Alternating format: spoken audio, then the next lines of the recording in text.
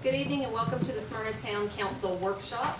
Before we move into our agenda items, we will be doing our prayer led by Mark Adkins and our pledge. Brian, will you lead us in the pledge tonight? Yes, ma'am. If you'll all stand, please. Right. Father in heaven, we come to you this evening, and we have so many things on our hearts and minds, Father. We pray for all the people down in the Gulf of Mexico tonight as they endure the wrath of Hurricane Laura. Father, we just pray safety upon those people, upon the personnel that are taking care of that emergency, Father. Just lead, guide, and direct them, and just give them safety.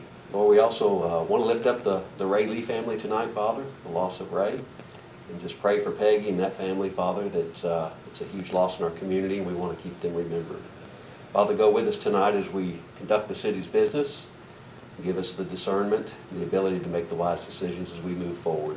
We pray for all those here that are taking care of our town too, Father, and just all of our employees and staff here at the town of Smyrna, and all the leadership that I get to work with up here tonight, Father. We just pray these things in your name. Amen. Please stand. I pledge allegiance to the flag of the United States of America and to the republic for which it stands, one nation under God, indivisible, with liberty and justice for all. Thank you, Mark and Brian. We will now move into our council agenda, our workshop agenda to set our agenda for our September meeting. Our items for discussion tonight, our first item is consideration of an ordinance relative to the rezoning of property located on tax map 28, part of parcel 44.00 from R6 to C2. It's requested by Kevin Waldron. The property contains approximately 3.62 acres and is located along Sam Ridley Parkway West, and this is a second reading. Kevin? Yes, Mayor and Council, there is nothing has changed on this since you looked at it on first reading. This is just a straight rezoning of it's about 3.62 acres of the development. It's called Ravens Point, and this would just be an additional portion of that would be rezoned to C2. The Planning Commission did review this and did recommend approval. And I'm sure there's going to be lots of questions about this property. Do we know anything at this point? At this time, I do not know anything specific. No. Okay. I know there's definitely a lot of folks looking at it, but nothing specific yet. None of the parcels have anything, right? No parcels yet have anything approved, no. What about the other Waldron property on the other side? Have we heard anything new on any of that? Nothing specific. I did talk to someone. There's on one of those out parcels that's being looked at, certainly, this past week or so, doing some due diligence. Again, nothing has been submitted yet. Okay. Kevin, you're giving that look like you know something, but you just I know, can't say. well, I actually don't know anything specific, but I do know Gotcha. somebody's looking. Okay. Kevin, I don't think I'd want to play poker with you.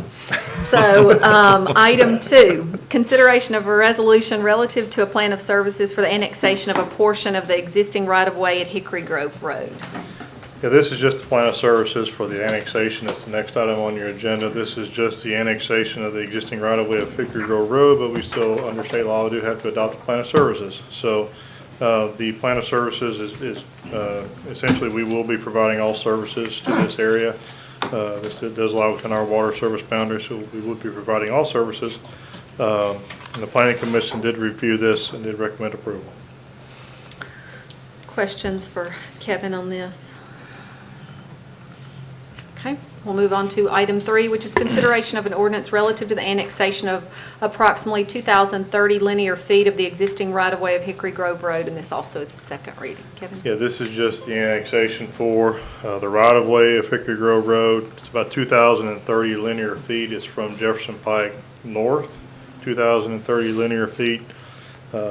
This was something that was required as a part of the annexation and zoning of the adjacent property to the east last year was some improvements to this road. And as they are nearing the time when they're about getting ready to begin those improvements, we really feel like it is necessary to go ahead and annex this right away so the town can have full inspections on this as the improvements get made. This was not annexed last year because we were trying to avoid annexing or surrounding parcels that weren't being requested to be annexed. So this annexation would surround a couple of tracts of land that are not annexed. We try to avoid that when possible, but feel like the need for this being within the town limits for purposes of the improvements to be made kind of outweighs that concern. So staff had initiated this, and Planning Commission did recommend approval. Okay, questions for Kevin? Okay, seeing none, we'll move on to item 4, which is consideration of a resolution and memorandum of ordinance 20-21 relative to the annexation of approximately 2,030 linear feet of the existing right-of-way of Hickory Grove Road. That is our housekeeping item. Kevin, nothing you want to add to that? Nothing to add. Item 5 is consideration of an ordinance relative to annexation in C2 and PRD zoning for properties located on tax map 50s, parcel 1.00, 2.00, and 4.00, containing approximately 252.6 acres. It's requested by Brett Smith on behalf of Encompass Land Group. The recommendation also includes the annexation of approximately 3,400 linear feet of the existing right-of-way of Rocky Fork Road. The properties are located along Rocky Fork Road, southwest of I-24, and this is a first reading. Kevin? Yeah, this is one, of course, you all well remember. Had a lot of discussion on this last council meeting, and since that time, there's been quite a bit of work that the developer and his team have put in on this, looking at some refinements to this. I don't have anything concrete I can tell you today because I don't know exactly what that's going to look like. I've seen drawings, I've seen sketches and ideas. But so I don't know a whole lot of specifics I can tell you, but I can tell you that there has been a lot of work, and we are continuing to work through that with them. The drawings that I have seen are positive, I think. Of course, I was positive about the original request that was put before you. So I think this is what they are looking at is working towards addressing some of the concerns that were raised by you all at the last meeting. So. And one of the questions I was asked last time was, is there a ratio, commercial versus residential? I've looked, and there's really not a rule of thumb, so to speak. I went back and reread portions of the ICMA Green Book, which every planner has read. There's really not, because each community is unique, and what's the vision that community has for itself. Some communities want more industrial development, and they really push more industrial zoning and so or whatever that community does. And so it's really up to that community and the land use plan that gets adopted and the vision that the community has as to how much commercial do you have versus residential in an area or not in a different area or whatever. So I don't have a recommendation for you or an answer for that.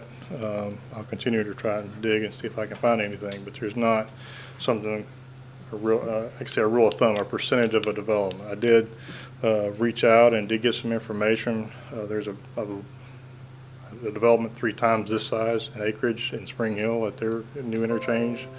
And I'm looking into that, kind of looking at what the percentages they have of commercial versus office versus residential and different things in there as well, just to kind of give us at least what a community in our area is looking at. So I will further digest that and bring that to you, certainly.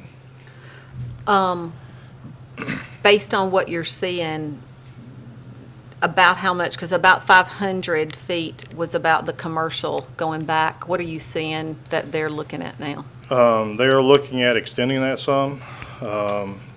And parts of it was going back as 600 or so, and another piece of it was actually further on the west side. For at least part of that west side was going back further. Kind of more in line with the property to the north that's already been zoned and annexed. And they're looking at some layouts as well for typical building footprints and what could go different places, and the interconnectivity part of that was talked about, as well as just, this is a typical, a grocery store, hotel, whatever, and what could maybe fit within that commercial area. In general, what they have at least sketched out for me and looked at this point, it would be an increase in the commercial area. And again, parts of it being significantly deeper than what we looked at before, and parts of it not as much. So. And I guess I've kind of been talking to people in the area, and it's my understanding that Medical Center Parkway is about 1,500 feet all the way down. Is that correct? I don't know if it's, I'll have to look at that. I'll look at that and check. I mean, when we're looking at. Parts of it certainly are, where the mall is and Right, all that, yeah. absolutely it is, yeah. But I mean, we're looking, the initial thing was a third of that, and that gives me concern. And I'll be honest, 600 feet, just adding an additional 100, I don't know if that's, for me, that's not enough. It may be enough for 6 other people sitting up here. I just hate for them to go to that much work for an additional 100 feet, and then you said that in some places it's even less than that. So, have you by chance looked at the study that was done by GNRC for our corridor that has the transit station? I have not seen that, no. Okay, I'll send that to you. Yeah.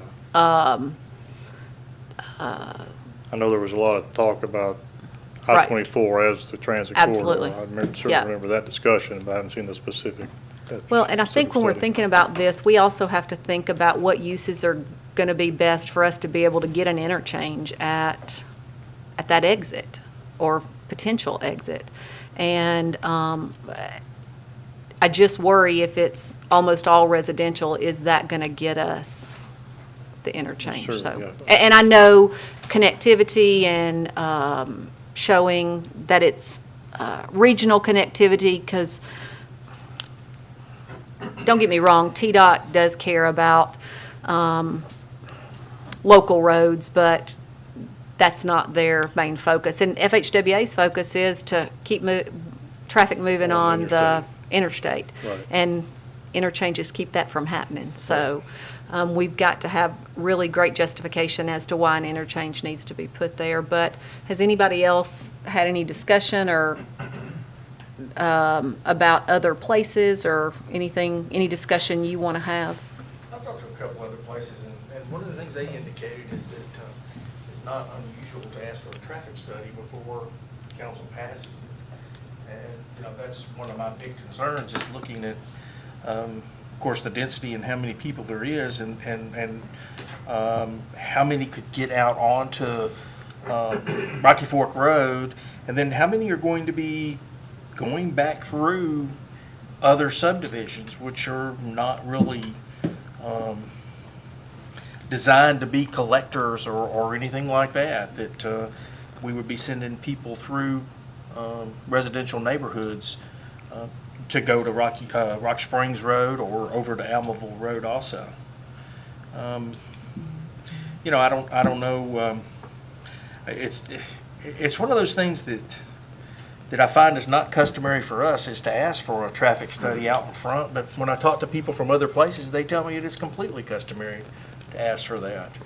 And, I just have concerns about going forward with our roads always being a cause for concern, if that's not something that we should consider going into the future.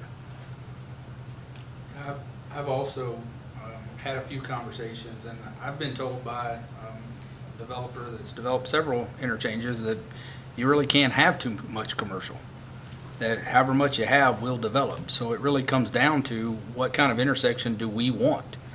If we have 500 feet, are we looking at another Almaville Road type intersection where you've only got one row of commercial with no access road behind that? You don't have the depth. If you go 1,500, are you looking at, maybe Sam Ridley strip malls and, maybe one level behind that? Or do you want something like what they're doing at Hickory Hollow Parkway, which they were originally planning for a national chain like IKEA?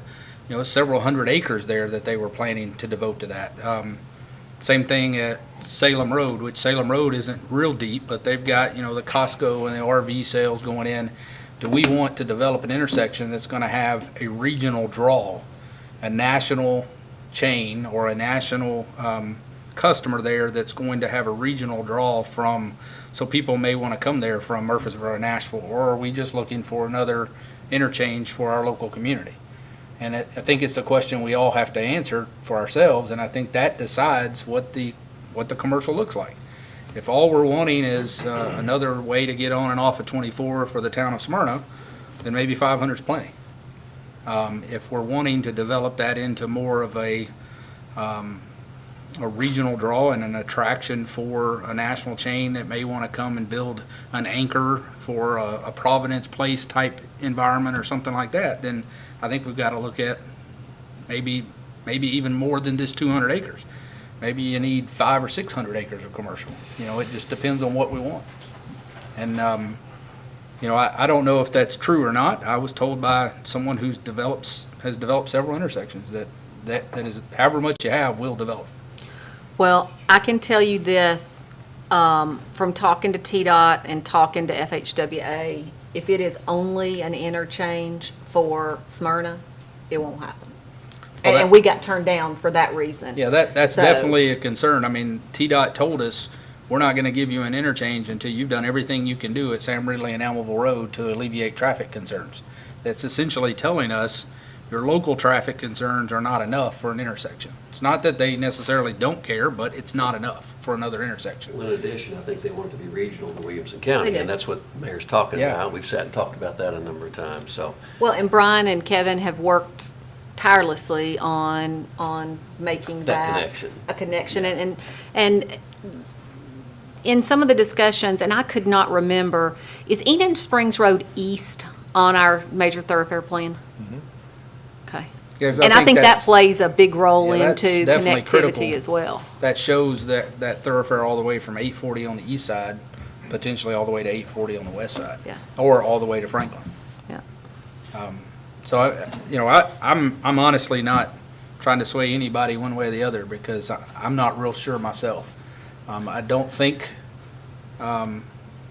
we need or want another small intersection like, and I say this, I don't mean this negatively, but like an Almoville Road where there's only one road.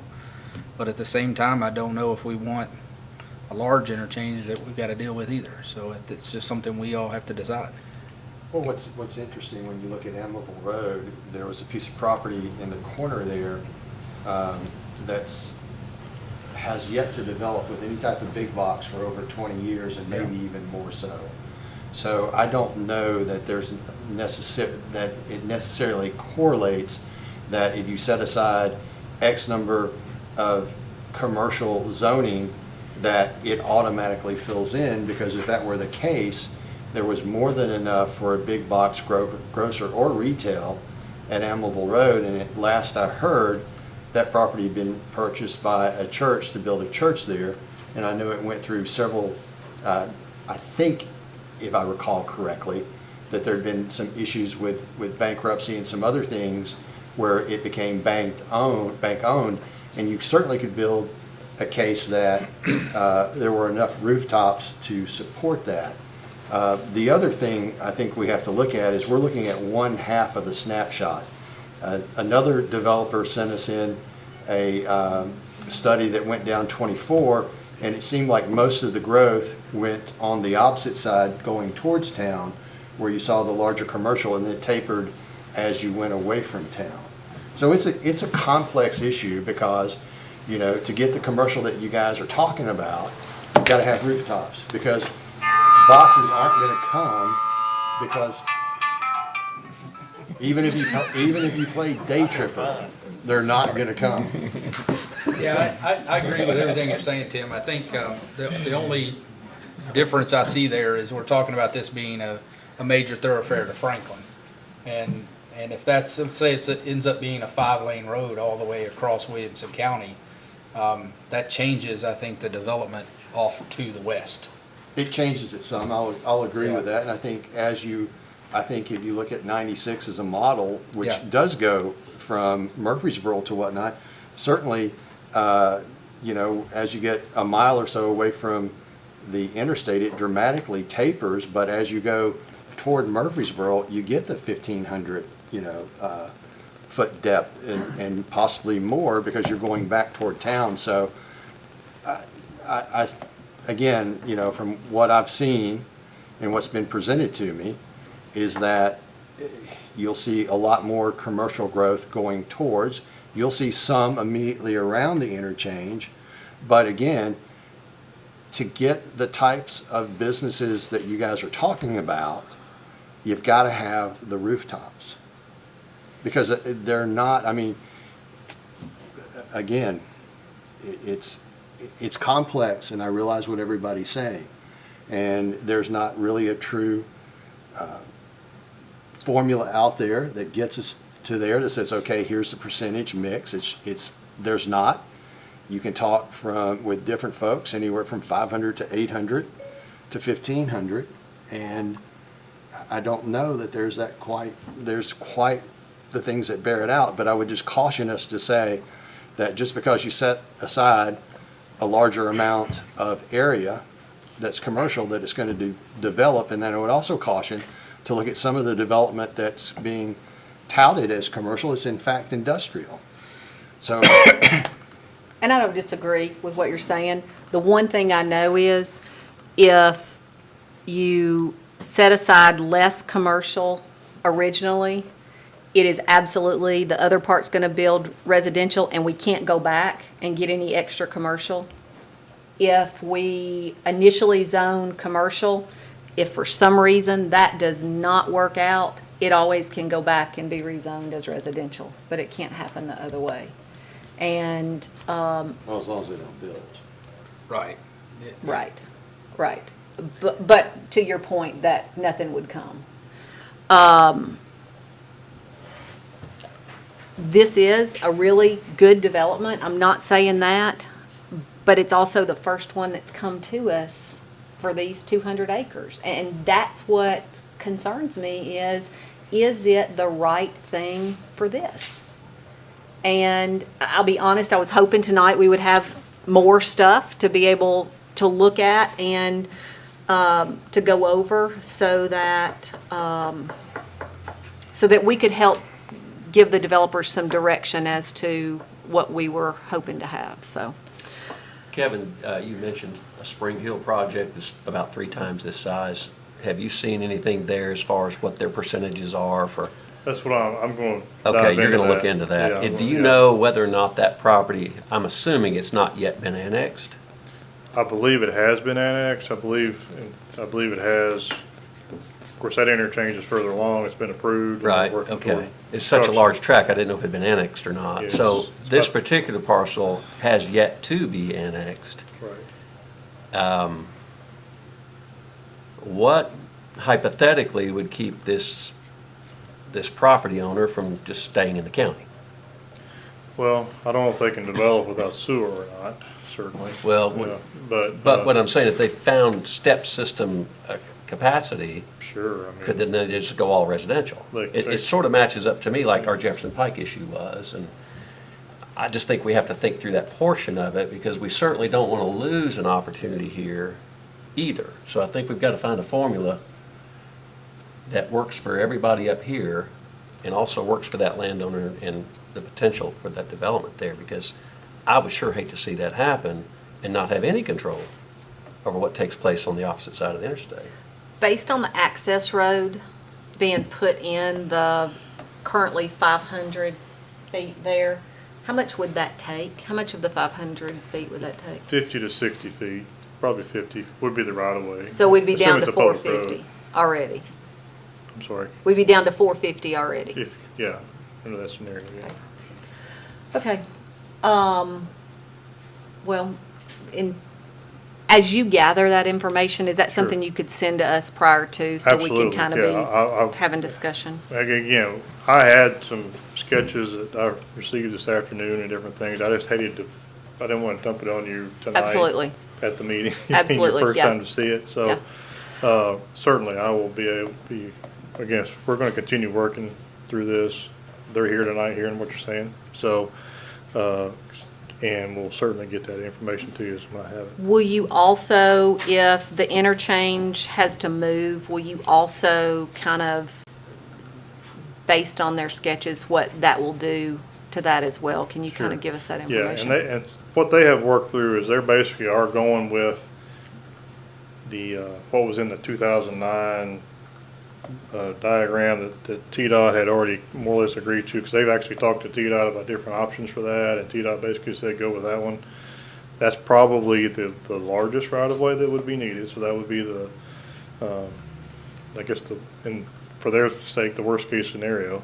And so they're kind of working with that. And so obviously if it moves or if it shrinks, it's only a positive thing in Right. that regard. So, but yes, certainly, Okay. we'll look at that too. Just one other thing, Mayor. I want to be able to tell these people really kind of what our capacity kind of feels like. You know, it's like, I don't think we're giving them much direction. We're all shooting at a board here, 1,500, 800, whatever. And I think it'd be incumbent on us to try to give them some feedback that says, we'd like to see 1,000 feet or something, you know, just. And I don't disagree, but I think we've got to be provided information to be Right. able to make that decision. And I think what Kevin's going to bring to us with Spring Hill. We've sort of been all and over the place looking at- with it, so. And that was what I was hoping that we could work out more tonight. I don't think we've got enough information to be able to do that, because exactly what you're talking about is what I don't want them to have to just pull out of thin air as to what we're looking for. Right, but at our last meeting, I don't think we gave him much good feedback. And so what we're seeing is a result of what he's talking about maybe coming back, and it sounds like we still want them to massage that some. So I'd like to see some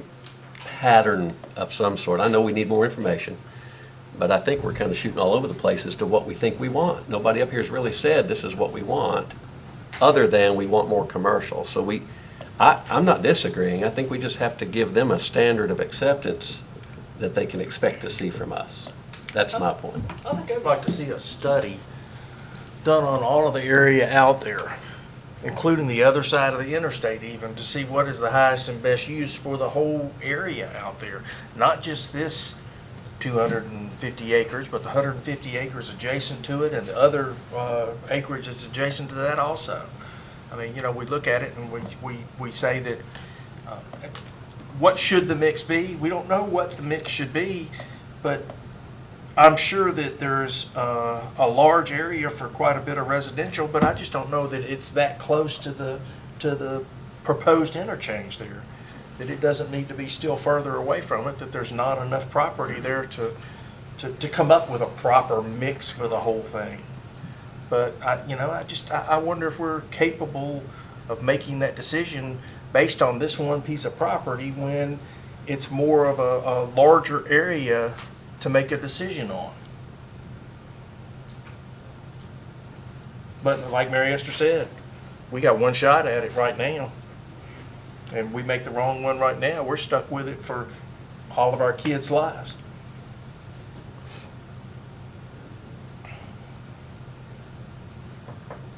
Is a study out there in that area something y'all want to look at? I'm not opposed to a study at all.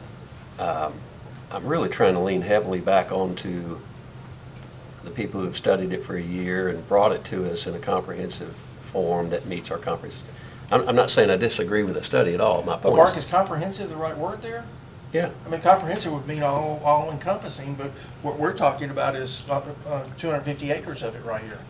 right, and that's why some. Where I'm saying that there's, You're you know, looking at a there's bigger picture 800 stuff. to, yeah, 800 to 1,000 acres. Not out there opposed to that that needs to at be all. looked at. I'm not. I'm just, that's And not. probably even take in, you know, there's a lot of property on the other side of the interstate that's still raw land also to be developed. And, you know, when we're gonna look at this, we've gotta look at that. What do we want the whole thing to look like out there? Well, and I go back to, and I'm not trying to argue the point. I'm not disagreeing with anybody here.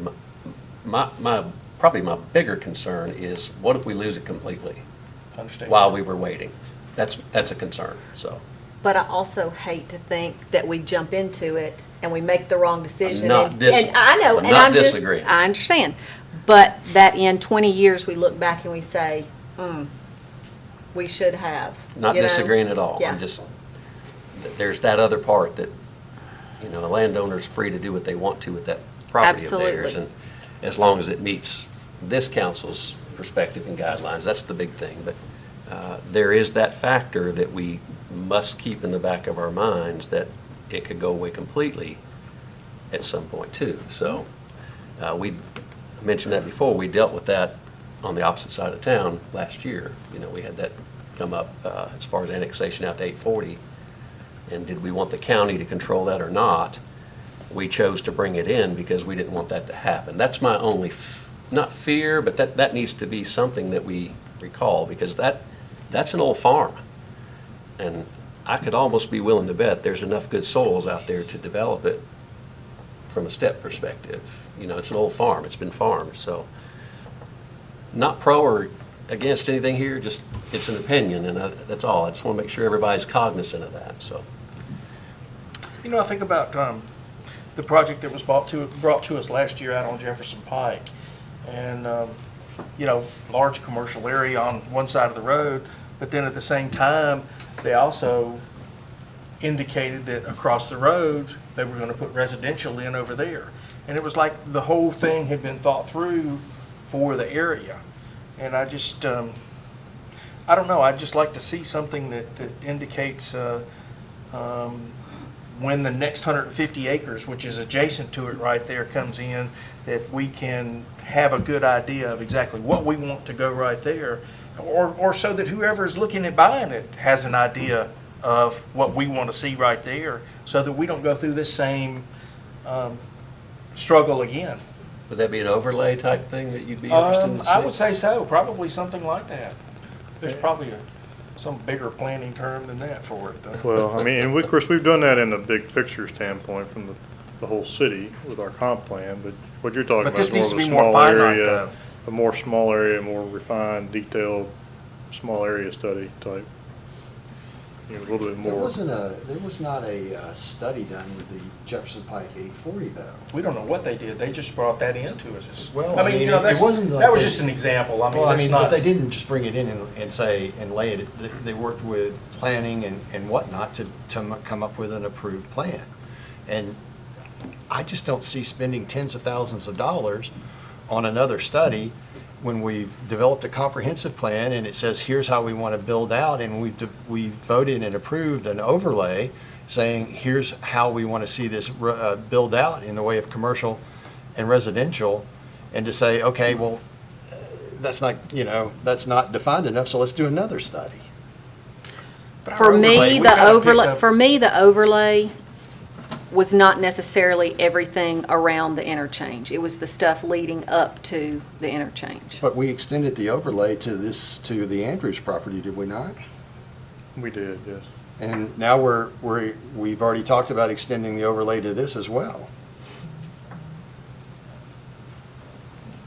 I'm not comfortable with 500. The other 6 up here may be. I'm just, I'm not comfortable with that, and I'm not comfortable with how that would look in 10 or 20 years. That's it. So, it sounds like we need, Well, we need more something from information. us. Yeah. I'm a little bit confused about how we're going to gain more information. Kevin, is it possible that, how hard is it for you to get different aerial views of interchanges and what we're looking at, commercial numbers and residential numbers around that? Is that something that you could do? Certainly within Rutherford County, that's pretty easy because we have access to all the whole GIS data for the whole county. So that part would be easy. If we wanted to go outside of the county, it might be a little bit tougher, but certainly within the county, we could look at, you know, Medical Center, Old Fort Parkway, and obviously compare it to Sam Ridley, Hamilville, whatever we need to, within Rutherford County, pretty easily. And council, I'm asking you this. Is this important enough that you all think we need to have a special called meeting once this information's gathered so that we can have discussion on this?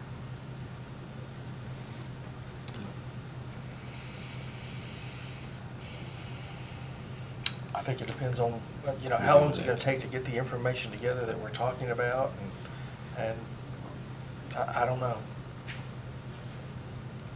A hard call. Kevin, they've not given any indication of how much they're willing to go. Well, I mean, I've seen sketch drawings. I've heard, Yeah, I think and you all said those kind of 600. things. It was, I don't know how far it is actually, but it was going basically all the way back, basically comparable to what was the property to the north, on the west side of Rocky Ford. The east side, it was 600 feet. That was Okay. delineated specifically. I know we used an example a few minutes ago of Jefferson Pike. I think the one thing about that was basically one landowner who could pull the whole program and hold the whole plot in there. So that made it a little bit easier, I think, than Sure, I mean, having several different ones. But we sure didn't want to see the county get it, did we? No, we didn't. That's all. I can certainly get, early next week, we can get some of this information to you. And I know that they've got an economist that's actually done some work for the city as well on our comp plan and all that they're working with on some of this, looking at the commercial spaces and, you know, what is our market, what is it primed for, what can we plan for there. So a lot of what they're planning out, what they're sketching out is based on some of those discussions as well. Again, they're 250 acres of a much bigger area. We can't ask them to plan everybody else's property. Right.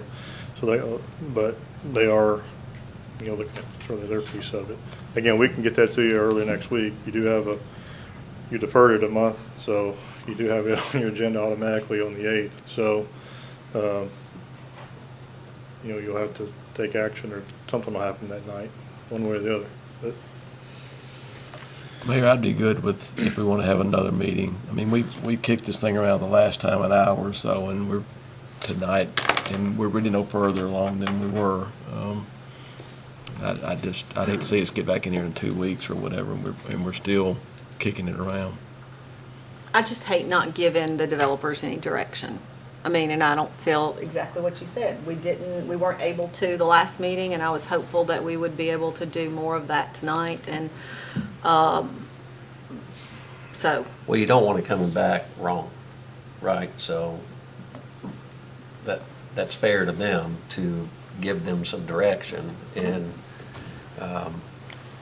it sounds like we've all got a mixed bag of opinions, how it needs to get there and so forth. And that's good too, it's respectable, but that's how you massage something to get it right, you know? But whatever it takes that we need to do to be fair, at least back to them, so they know what we're looking for and what we need to bring, I think it's something we should do for them, just so they know they don't have to keep coming back and not knowing what to expect when we don't really know ourselves what we want yet, how many feet and so forth. So out of fairness, if we need to meet again and get this resolved, then that may be the way to go.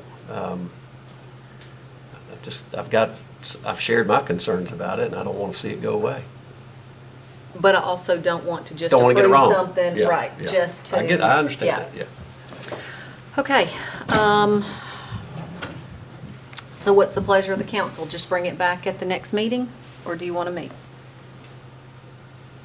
I think we probably need to meet to discuss it, because right now, I agree with Jerry, we've spent probably an hour and a half discussing it, and we're not really any further along. We probably need to get whatever information we can get from Kevin and devote some time to it, so that we can give the developer some clear, concise information.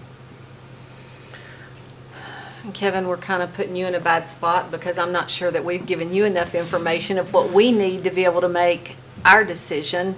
Well, certainly I can look at the other interchanges like we talked about, look at the depth of commercial there and those kind of things and what kind of mix they have there. Certainly can look, obviously I've got the information from Spring Hill, I just need to go in and dig into it and digest it a little bit and give you that information. Do you think you might be able to get any of the interchanges from Williamson County to see what theirs are? I can reach out to Franklin and Brentwood and get something. Actually, I think we got an email from somebody that showed us all those. I did. And so it wasn't anybody here, but that showed us some of that work. And when I looked at that, when I studied that, 65 in Williamson County, where Cool Springs is obviously pretty dense with commercial. But kind of to Tim's point, when you come into Rutherford County especially, you start seeing the town side developing out, but the other side, now I get this, we're looking at a regional corridor here, we hope. But other than that, that side of the interstate didn't look quite as dense with commercial as the town side. So east, west, west, east side was more dense with commercial than the west. And we had that discussion in planning, actually, so, but I think I've seen some of that. We had somebody email us that thought that we should take a look at his work, so.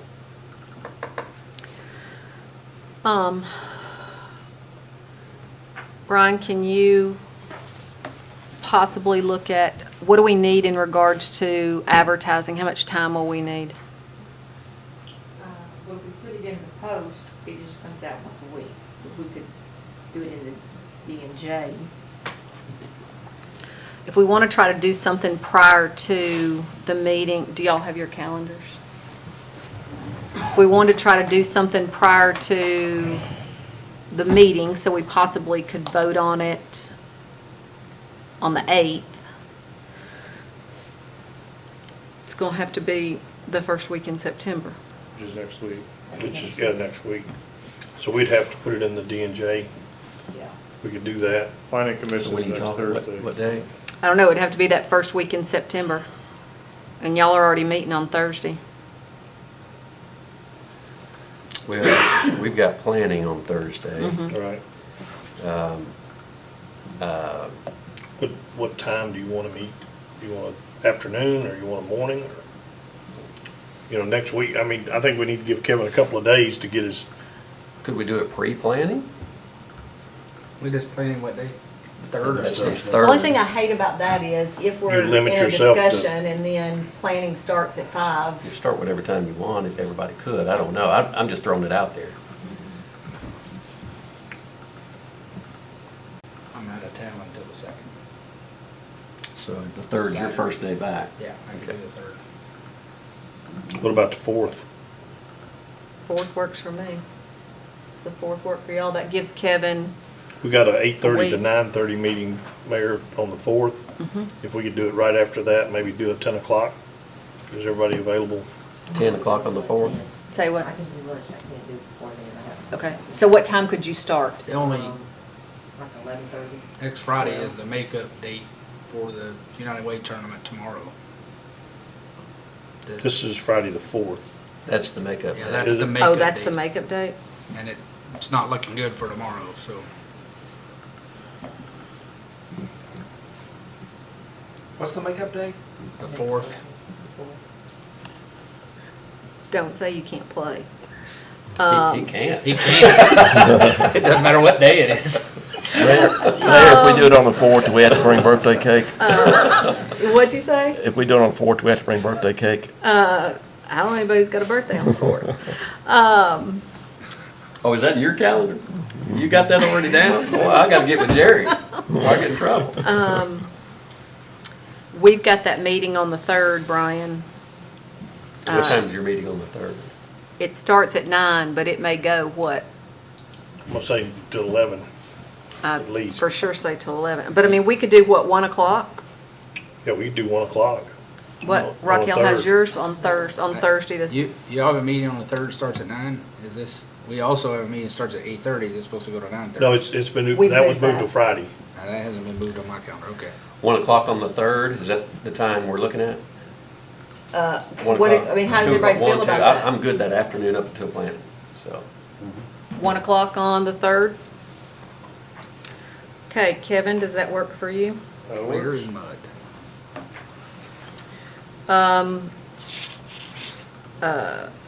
Did we say 1 o'clock on the 3rd? 1 o'clock on the 3rd, and council, do you want this developer to present their revised plan at that time? Wouldn't that be helpful if we're looking for information? What do y'all want? Can that be done? I'll leave it up to y'all. Is it? They decide on 1:30. 1? I agree. Council, y'all good with that, with them presenting their plan, so we can see what their plan's gonna be prior to? Sure. Are you all good with that? Okay. Kevin, we good? We're good. Good. Okay. And then let me say this to the developers. I don't want you all to think in any way that we are wanting to turn the plan down or any of that. We're just wanting to make sure that we're doing the best thing for the town. And it's gonna, and I know y'all been working with the city for a year, but it's not come to us. We've only had it in our lap for 30 days. So we just want to make sure that we're getting the best product. Okay? Item 6 is consideration of an ordinance relative to the amendment of the text of the Smyrna Municipal Zoning Ordinance to amend Article 4, Section 4.030, Temporary Use Regulations. This is a first reading. Kevin? Yeah, this is something we brought before you at the last work session, and a little bit of discussion, but no clear decision was made whether you wanted to move forward or not. And of course, a couple of you all were not able to be there that night, and so we wanted to bring it back to you to give you an opportunity to talk about it. This is an ordinance amendment that you all had requested us to look at regarding food trucks and mobile food service vehicles. And so we had put this together. We looked at several communities around us, and this was what we came up, primarily this was modeled on. It's not a direct copy certainly, but it's modeled on Brentwood's ordinance. And so this was what we thought was they had the best approach to it, and so that's why we used that. We tweaked it and changed it some, but it's modeled on that. And we're just bringing this to you again. This is something Joe had asked us for, and want to get any other feedback or anything you all would like us to change, or if you're ready to move forward with it, or whatever you all want to do with it. But Well, I think one of the things we talked about when we initially put the food truck ordinance in place, food trucks weren't going into residential. It was mainly commercial, and we had concerns about the brick and mortar businesses here in town. And now we've seen, with even a little bit before the pandemic, we were starting to hear about food trucks doing some things in neighborhoods and things like that. So I think it's not a bad thing for us to look at what we're going to do with food trucks in residential as well as in commercial. And I thought staff did a great job of putting this plan together. I also like the fact that it doesn't have to come before BZA. Steve, I don't know. I mean, I don't know how much time y'all end up having to spend on it, but honestly, I feel very comfortable that staff can make that decision about giving permission for that and providing the permits. Were there things in this that you all had concern about? No, and I agree completely. I mean, not every month, but most months, we have 1 or 2 requests, and, staff has usually done a really good job of making sure they have facilities available, trash pickup, they have the dates identified. There's really not a lot that BZA ends up doing with it. We just kind of review it and say, okay. So staff's really doing all the work already. We're just kind of rubber stamping it. So it might as well just take that step out of it. So Which just agree with causes it. more time. Yeah. So. Mayor, the only thing that I remember that was a significant request by council was Councilman Cole asked for us to verify the inspection process, and we did. And basically, the food trucks are just like a brick and mortar restaurant. They're inspected by the health department twice a year. and So, anytime there's just a complaint. so the community knows that we have answered that question. I just want to get that on the record. So, And they still have to move every night. yes. Yes, yeah, they cannot be set up in the public right-of-ways. They have to be moved at the night. They have to clean up their mess. They have, all those things. If they're in a residential area, they have to be on a private piece of property. Again, they can't be in the road. They have to have on the HOA in the common area or whatever. So, and essentially they would get a permit.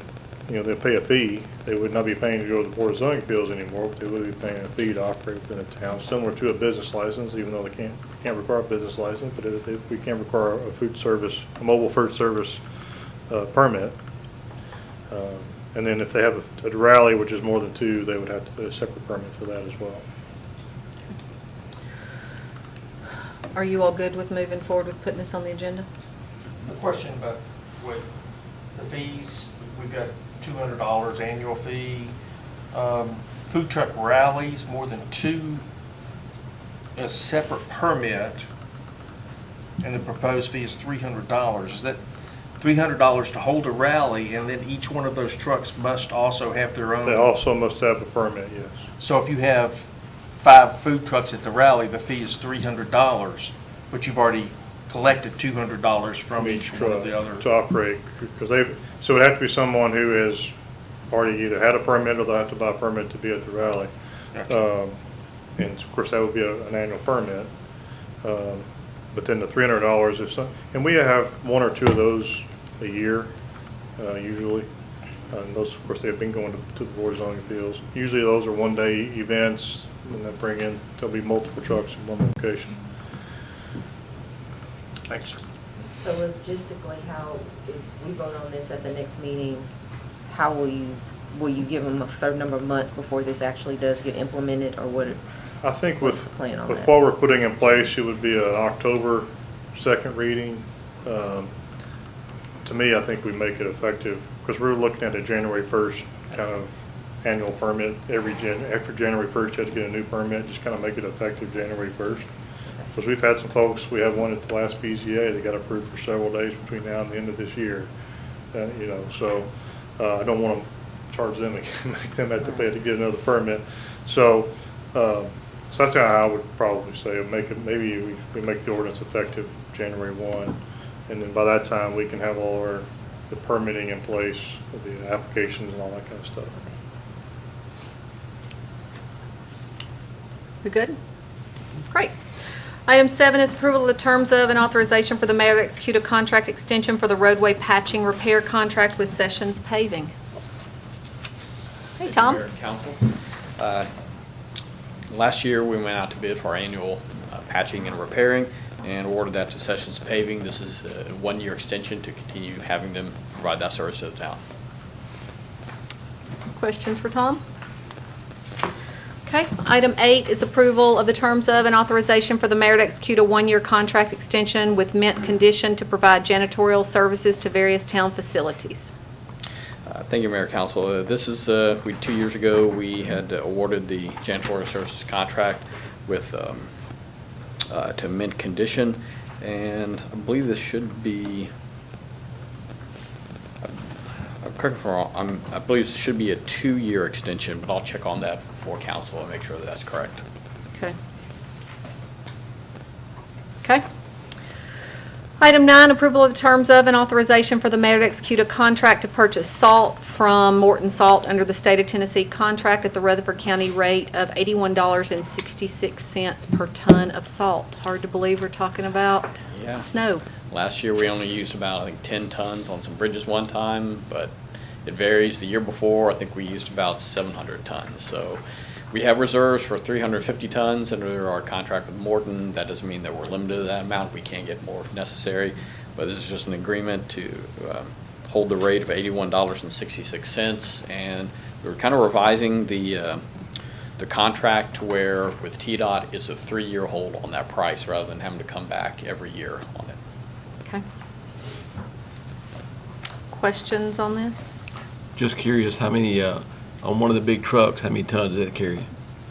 Ooh, I think it carries about 20 tons Okay. on one truck. Okay. Item 10, approval of the contract terms and authorization for the mayor to execute a contract with MR Systems Incorporated relative to the maintenance at the water treatment plant. Mike? Yes, ma'am.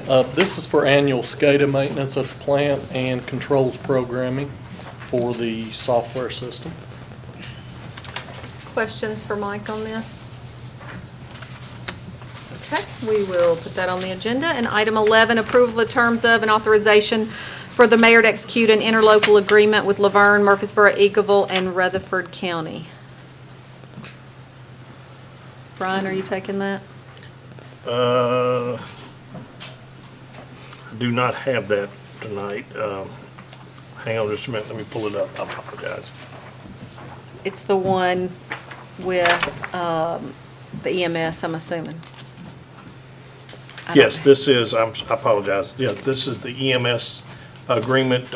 Actually, Mr. Peach developed this at our request and sent it through. We're asking everybody to sign this, and I think the county and the city of Murfreesboro so far have agreed.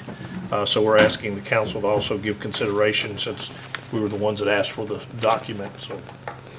So this has been something that, I can't even remember how far back we went that we found that it was in place. It was quite a while. Yeah, and it appears that nobody had documentation. It was one of those that we've always done it, and we receive a bill each year for our portion of the EMS services director's salary. And we just felt like we needed to have a formal agreement between the county and the cities and the towns as far as what our responsibility was and what the time frame was. So that letter was put together, this MOU was put together for that. Questions on this? This is not different than what we've been doing in the past. It's exactly what we've done. It's just formalizing that kind of verbal agreement. Gotcha. Okay, item 12 is approval of the terms of and authorization for the mayor to execute the Barry Brady Act policy.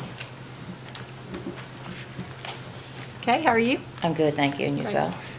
That's all right. Good evening, Mayor and Council. The Barry Brady Act is the cancer presumptive legislation that was signed by Governor Lee on May 2nd, 2019, and became effective July 1st, 2019. And this is our policy that we've drafted for the town. Questions for Kay? Yeah, does this basically fall under workers' comp? It will. And so all the rules of workers' comp kind of be adhered to, I assume, where does the person have, they talked in the, when I was reading through it, it talked about picking oncologists and things like that. Do we pick that, or do they pick that, or how is that done? No, we don't pick that. That would be it would have to be a board certified oncologist, and we'd have to give them the panel, just like Okay. anything else. And did I read it right that they've got to be 5 years in the program before it's picked up? Is that, did I read No, that? the 5 years is once they have left the terms of, left employment with the town. Okay. They have 5 years from their last date of exposure Okay. to come back and say, hey, this is something that needs to be looked at. So anything that comes up positive during their time of employment then is pretty much picked up under this law? Yes and no. The second, like if they have a second job, that is Mhm. something that would also be taken into consideration, along with their lifestyle. Okay. And also, if there is a case, that goes on the OSHA law as well, is that correct? They have not addressed that, but yes, most likely it will. Okay. And then, one last question, I'm sorry. It talks about in their implementing plans to reduce the possibility of this happening. Have we started doing anything of that, or the Well, I causes? have met with the fire department, and for the most part, they are, yes. Okay. Do you know what some of those are? What some of the things that they, Uh-huh. well, actually, they have a pretty good program, but there are a few things that we still need to work on that need to be implemented and improved. Okay, okay. You guys already, so you've already got some plans in place, I assume, and, We're able, we have an exercise area, and we push, the exercise and everything. Okay. Yes. is there a particular specific program that this falls under, say an OSHA program or anything like that, or is it No. just, okay, No, this is just a new law. okay. And it won't have any funding from any other one either. That's it. Anything else for Kay? Thank you, ma'am. Thank you. Okay, we'll move on to item 13, which is approval of the Smyrna Police Department Standard Operating Procedures. Eric, you gonna take this? Yes, We're ma'am. glad to have you with us tonight. Thank you. So Chief Arnold and I have sat down and done a comprehensive review of the entire SOP for the police department. As I'm sure some of you are aware, Governor Lee has suggested that we look at our use of force policy, and instead of just looking at that one policy, we sat down and looked at it cover to cover and modernized it, updated it, and so that's what this is. Okay. Questions for Eric on this? Yeah, is there a way you can give us a summary of what it is before we have to vote on it? Well, it's probably about 600 pages worth of the policies. Yeah, for I mean, the- I've got a CD at home of what the SOP is, but what kind of changes have you made to it is the question. Well, specifically in regards to like the use of force, there have been some things in there. It was always kind of the policy of the police department that they did not teach officers to use chokeholds, but we now specifically state in there that chokeholds are not something that are taught. The duty to intervene, those are some of the things that the Governor Lee has requested. Some of it was just grammatical fixes and changes, and maybe defining terms a little better and things of that nature. But we've sat down and looked at the entire SOP. We've taken out sections that are no longer relevant to the police department and what their practices are. Other questions? Would you like a copy of the SOP?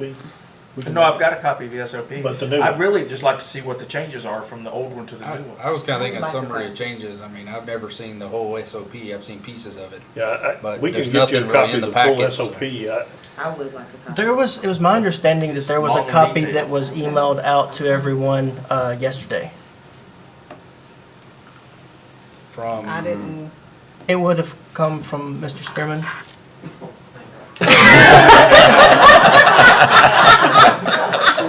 Talking about the bus that Eric, the bus just pushed me right over out into the road. What we did is we were converting everything to a PDF for, made all the changes that we had made in the policy and procedures. We converted everything to PDFs and we actually have linked to our Google Drive. And evidently that didn't get sent out. We did have a little bit of an issue with sending a link to the cloud drive. But yes, we can send that link out. Now, as far as summary of changes, you're talking about approximately 136 policies. Roughly, I can tell you some of the changes that have, for instance, like our K-9 policy, we had for bomb sniffing, we had tracking, we had some of those items we took out. Obviously, with the Chief Arnold discussing, we don't have those types of animals, and so we were basically having a policy for an animal that you do not have.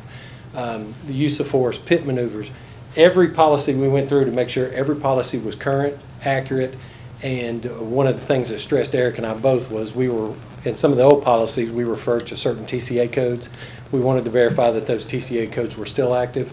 For instance, I can give you one right off the top of the head that we both struggled trying to make sure everything was accurate, and that was dealing with diplomats. And so we have referred to some laws with diplomats that were actually expired, and the wording has changed. So anything that we used, anything that was in the old manual, we would turn around and update it to the new manual. And you can go straight down the board. Just about every policy, we changed the wordage. We changed from "the" to "town" instead of the Town of Smyrna Police Department. There's stuff like that that's changed. The vast majority was mostly grammatical to simplify it. I'll give you a couple other examples if you like. We had a policy for CSI, which was roughly 26 to 27 pages long. And after reviewing it, we realized the vast majority of what we were doing was more of a manual. This is how you take a picture. That's stuff that doesn't need to be in a policy. What needs to be in the policy is, how do you select that person? What is their responsibilities, so forth and so on. Another one was digital evidence. We have probably a 27-page one for digital evidence, and it basically, 3/4 of that whole policy tells you how do you preserve digital evidence. On a floppy drive. On a floppy drive.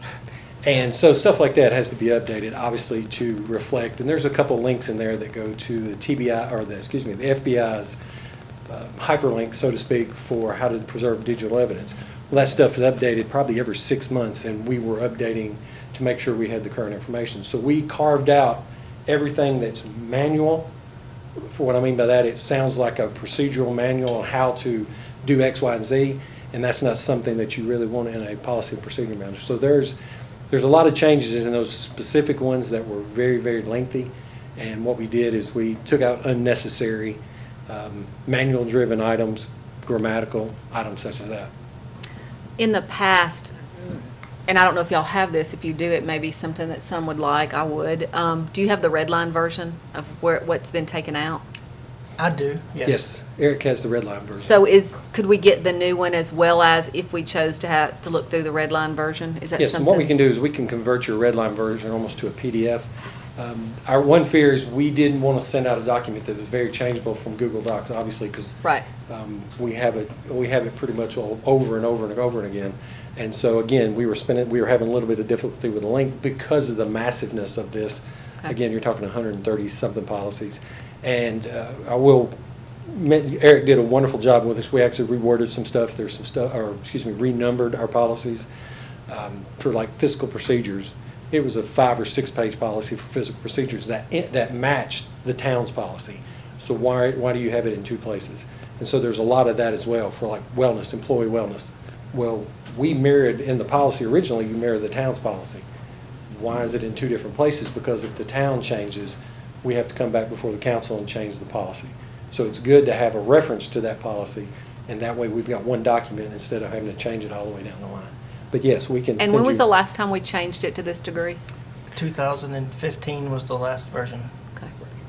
And it's been a work in progress for. Now, there have several- been some adjustments made since 2015, but it was to specific policies.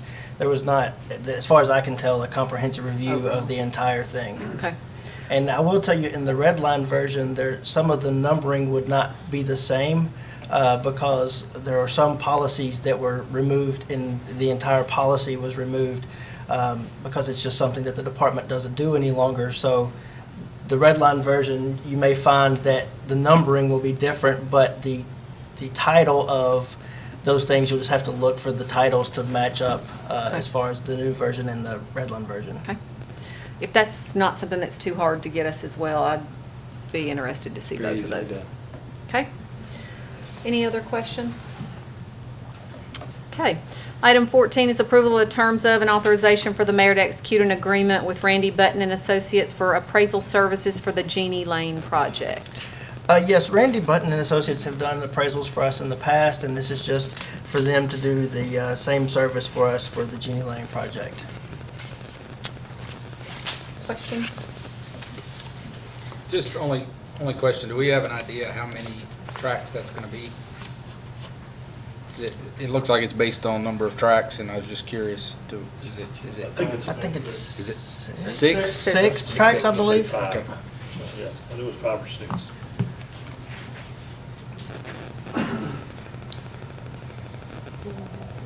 Anything else? Okay, anything under other tonight, Brian? Well, ma'am, I don't think we have anything tonight. Our July local sales tax? Bob? Mr. Gaither's stunt double tonight. July local sales tax was $1,390,327, which gives us a budget surplus of $323,443. The July state shared tax was $569,227, which gives us a budget surplus of $34,238. And he did make a note that these 2 revenues have been trending upwards the last 2 months. Which we have been pleasantly surprised by. Very much so. And HG? Let's shop local. That's exactly right. That sure helps our bottom dollar. I'm really You glad did a we good did. job on that, but Rex does it with such meaning. Flair. Yeah. He does it with flair. There's 2 buses you've been run over by today. Yeah,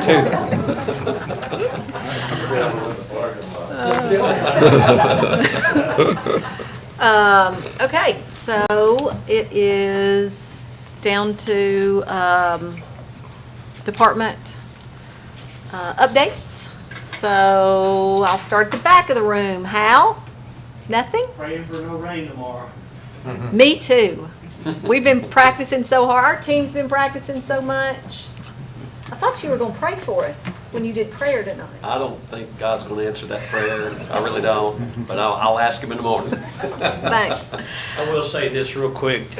Jeff and Mike and I are meeting after this meeting, then we're going to look at it again at 8 o'clock in the morning. It's not looking favorable. We'll make a call at 8 o'clock, and as Steve mentioned earlier, we've already blocked off next Friday for makeup day. So we'll know, Right. and emails will go out, so we'll know early in the morning. Great, thanks. Tom? Just had a couple things to point out.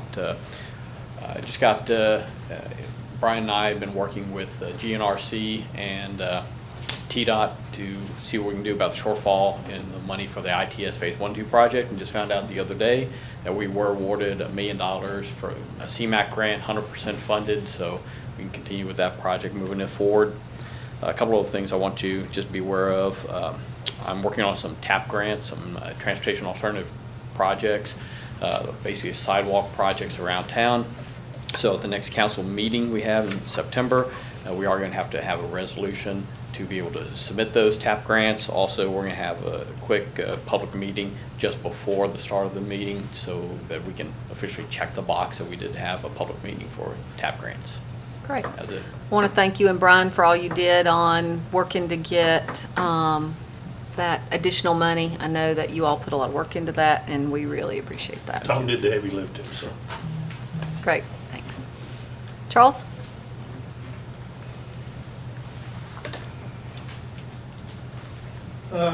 Thank you, Mayor and Council. I'll just give you an update out on Eden Springs Road. We'll be into the signal next week. Hopefully we found a lot of damage once they got into the signal about the old wiring and damage that had been done in the past, so we're having to fix that in the conduits. We're still working with some property owners on the driveways to make sure we fully meet their expectations on those. The Lowry Street Phase 1, we got that at TDOT to look over. We do have a successful bidder. We're just waiting for their concurrence that allows us to enter in a contract with them. On Sam Ridley widening, we closed the median intersections. I was somewhat apprehensive, but Mr. Hercules felt we needed to do that, and that has only had favorable returns. That calls I've gotten that people are glad that we have done that, and that is permanent. Those medians will not come back in the future project.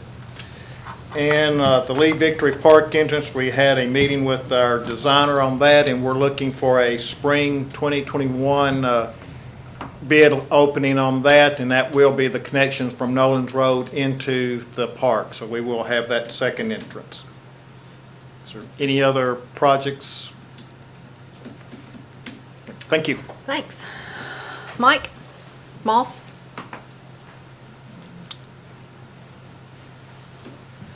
I think most of you are well aware, but I know just for the people at home, I've been asked several times about Zama Park, and we will be opening that pretty soon, here in the next 2 or 3 weeks. We've been keeping it blocked off, just to keep people off the side and not mess up the parking lot, but allow the contractor to finish their work. So we've got some signage to do. They were installing the decorative gates. They started doing that today, and we're trying to get a lot of that concrete poured before the rain tomorrow. So if you see some work going on down there, it's what it is. But we're excited to get that open, and I have gotten a lot of questions about that because it looks like it's almost open. Well, That's it. I know I wasn't probably supposed to do this, but Britt and I made a little trip down to Gennardi's to have ice cream, and because of the guilt we felt of eating the ice cream, we decided to make a loop around the park, and it looks really, really nice. I Yeah, think they- it's going to be something we're all going to be proud of, and I know people said, oh, no, who will ever go down there to walk? Whoever will go down there to do that? But I will tell you, there are so many people eating ice cream, going to the restaurants. I think there will be people, especially once we get the crosswalk there at Washington, that they'll be able to cross safely. Yes, So, ma'am.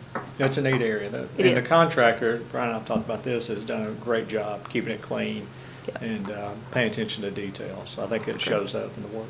I agree. That's it. Thank you. Other questions for Mike? Thanks. Kevin?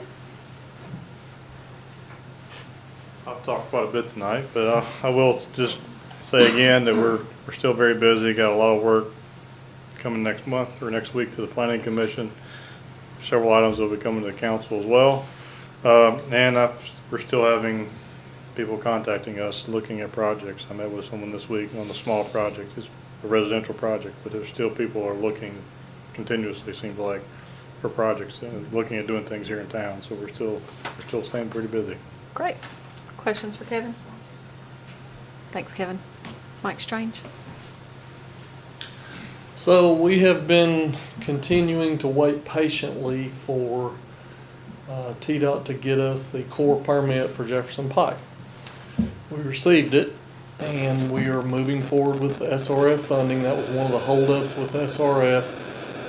SRF did come back and say we've got another condition we've added about the phlox, the flowery weed-looking stuff. So Emily Kelly reached out to the folks, and all of that has been removed, and They sent a letter that said that was good to go, so it's gonna be a whirlwind because we're in a hurry now. So SRF has assured us that they will try to fast track this and get it because we have to have funding in place before any construction starts or we do not get the funding. So we've got to move pretty quick with the bid letting October 9th and probably starting construction about 6 weeks after that according to TDOT. So Great, we got to move quick, so. great. Questions for Mike?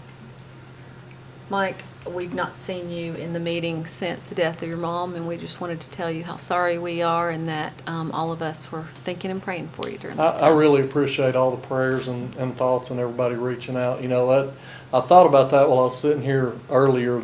That's one of the reasons working here is like family. Everybody's treated like family, so I do appreciate that. Great, thank you. Kathy? Nothing? Todd? I didn't know if you were still alive after being run over by the bus so many times tonight. I'm waiting. Oh, we're still waiting. Waiting. Easy. Just want to give council an update for our license plate recognition software that we're already in we've already did our surveys. We've located different sites that we want to put it in. And so we're in the process right now of them securing the equipment, get the equipment mounted so we can get going on the LPR project.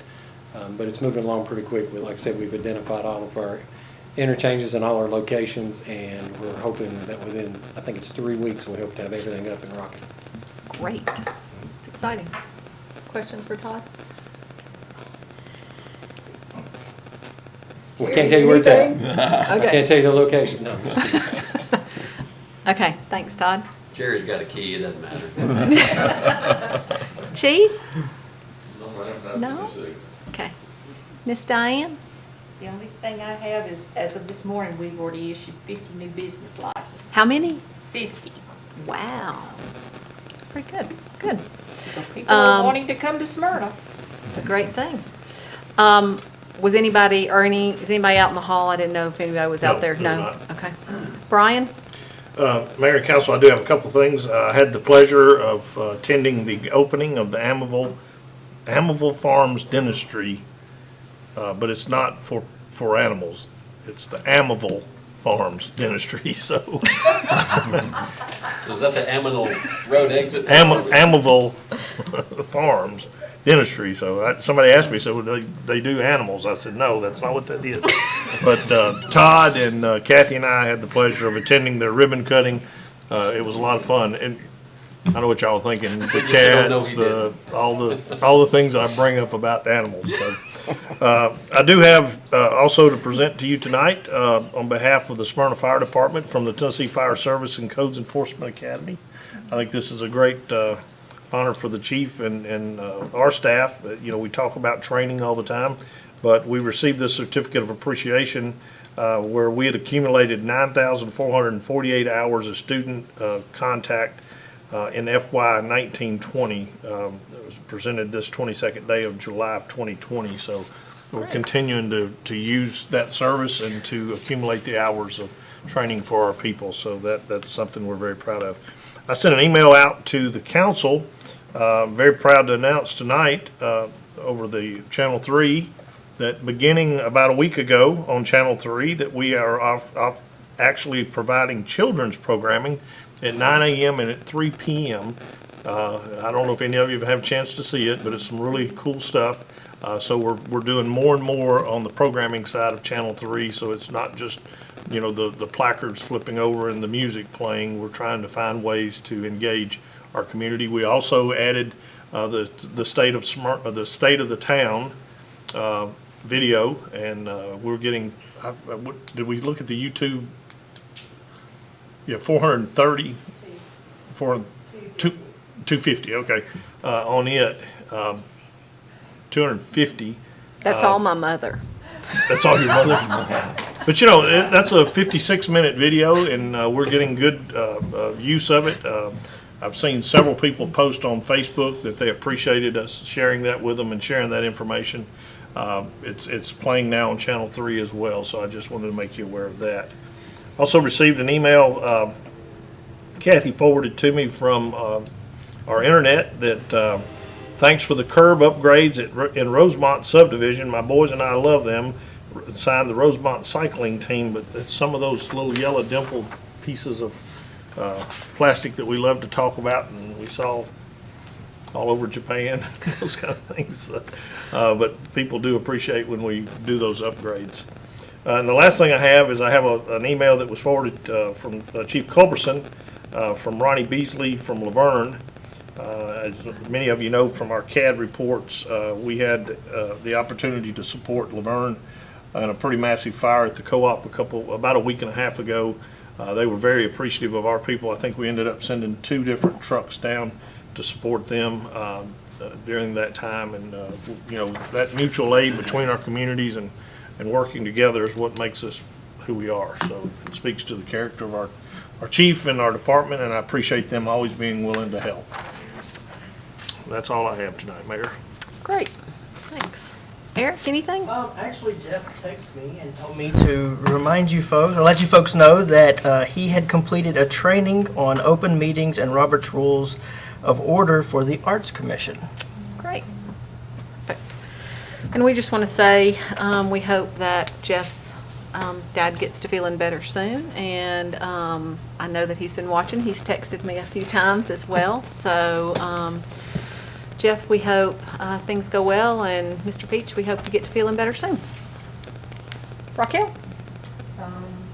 Yes, to Jeff Peach and his parents, continuing to keep you in our thoughts and prayers. Also to Rex and his family, wanted to say that I'm also keeping you in my prayers and my thoughts. And then to the Strange family, I'd like to also extend my condolences to the Lee family, and also to a special friend of mine, the Odin Vaughn family, and the loss of their loved one. I'd like to extend my condolences to them as well. And then I'd also like to say congratulations to the Senior Activity Center for their drive-by for seniors last week. I heard that that was a big success, and I actually saw a news story about it on Channel 2. So I think that went really well. So I wanted to just say congratulations on that to Miss Fran in the Activity Center. And that's all I have. And congratulations to you and the Arts Commission for getting your grant. So We did get a grant. It was nice to see.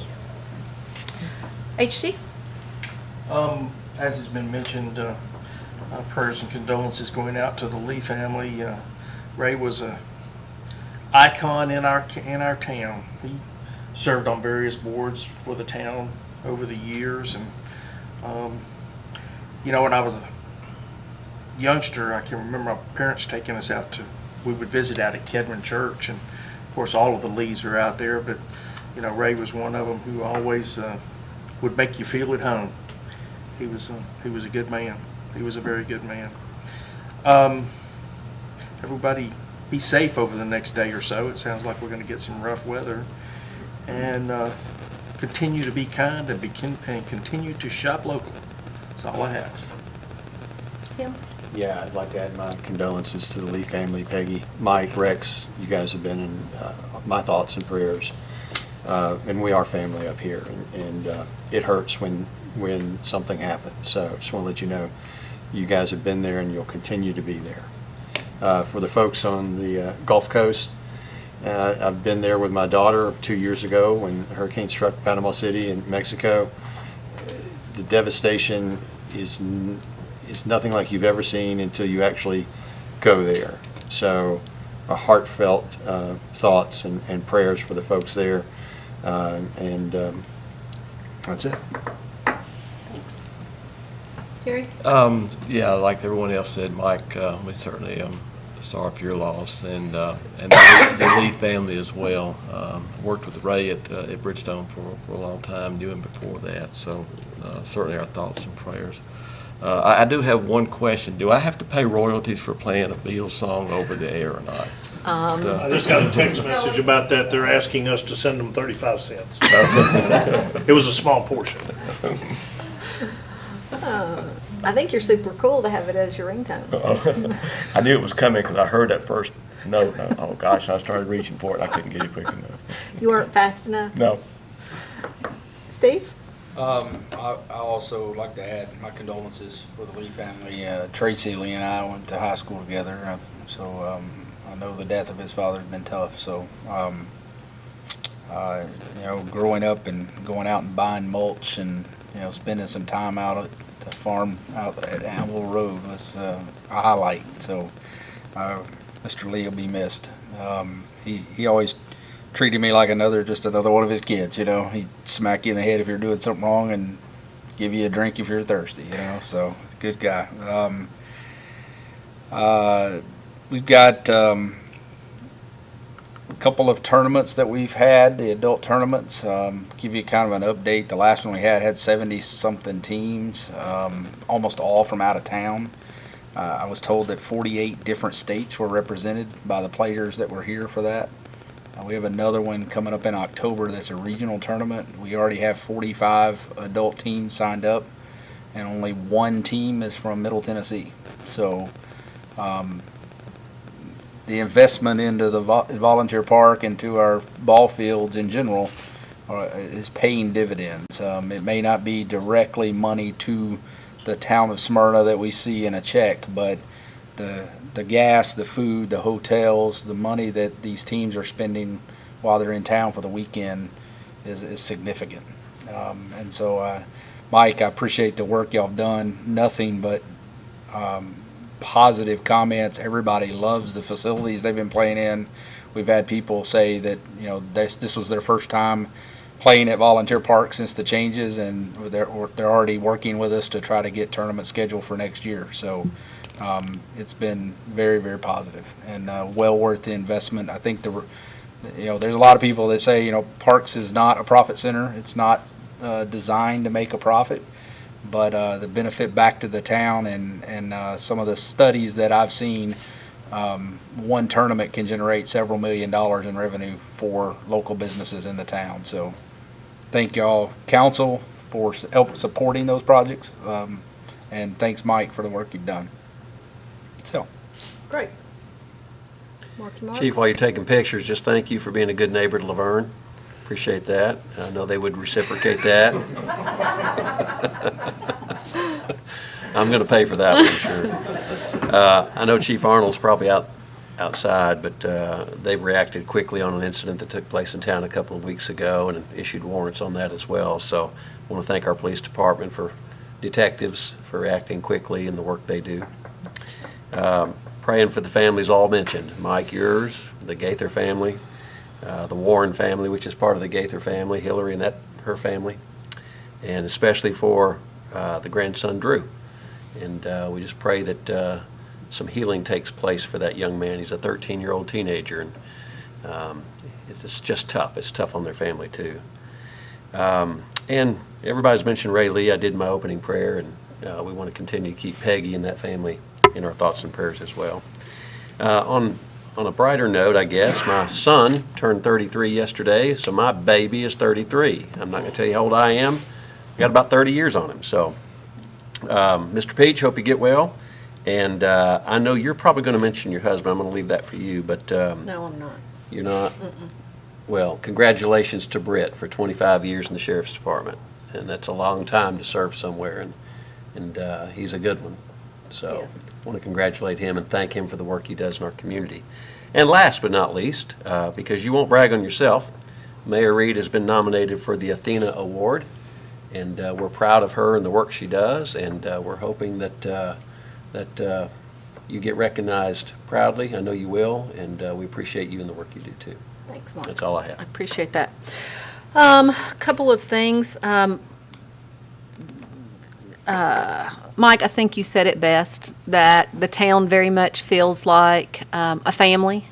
And when things happen to people in our family, whether it's you, whether it's Rex's grandson, whether it's the Lees, we somewhat feel a little bit helpless because we want to do something, we want to help, and we just don't know exactly what to do. So many times it's the text messages, it's the emails, it's the phone calls, it's the food, it's whatever we can do to help. But I'm glad to hear that you all feel like it's a family here, and because I think that's very much what we as a council want all the employees to feel. When Brian, we looked at hiring Brian, that was one of the main things we talked about, was taking care of our employees. And so when bad things happen, it's difficult. but we just want to make sure you all know that we're here for you. And we feel that same way about the Lee family. And I think we all have stories, and We don't have time. that's exactly right. But hopefully they are feeling the same love that our employees feel during difficult times. I also have a couple of announcements. Our Depot Farmers Market is going on every Saturday from 8 until noon through September the 19th, so it's coming to an end shortly. Again, shoppers are asked to adhere to the CDC guidelines, and just to let you know, all of our vendors are spaced appropriately, and if you are sick, please stay home. But I think it has been a huge success. I've had people from other communities that consistently are coming down on Saturdays to visit us at the depot. Second is make sure you're completing your census to help shape the future of our town. We do get dollars for every person counted, and every person counts that lives in the town, no matter the age, so please make sure that you are filling that out. It is really simple. You can mail it in, you can go online to do it, but make sure you are getting that taken care of. Brian, thanks for putting together the United Way celebration for those that were on the committee. I was really happy with how involved the town has gotten, and I appreciate you doing that. Last but not least, I just want to let everybody know that we talked about Trey Lee resigning from the Planning Commission. I have gotten Tony Dover is going to be taking Trey Lee's spot, and I'm not sure if he's going to be able to be at Thursday's meeting or not, but Kevin, do you have Tony's contact information?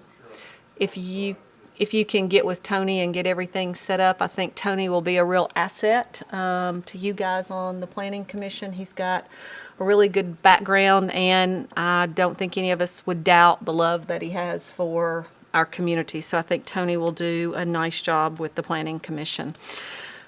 I also want to congratulate Britt. Britt did get his 25-year service award yesterday with the Sheriff's Department. Britt is captain over detectives and narcotics, and I will tell you there are quite a few sleepless nights at our house because of things that are taking place, but he has a love for not only this community but Rutherford County, and not just because he's my husband, but he does a really great job at what he does. So congratulations on job well done.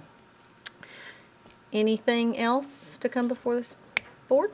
Yeah, I've never questioned, but one decision that Britt made. Yes? Oh, I just said that. I was just saying. You were, I see, okay. Just making a statement? Yeah, I wondered about that girl that came before me, too. Anything else? You might want to go ahead and adjourn, Mayor. If there's nothing else, we're adjourned.